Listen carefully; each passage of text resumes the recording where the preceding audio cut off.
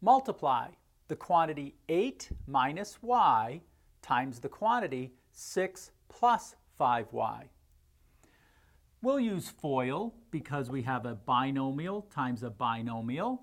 And so we have 8 times 6, which is 48.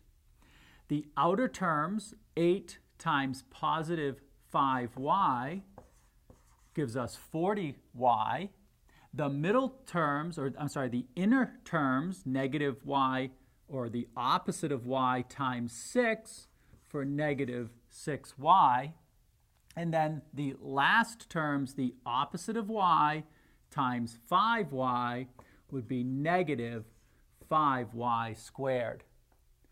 In this case, we can combine these two terms. They both are like terms with the variable y.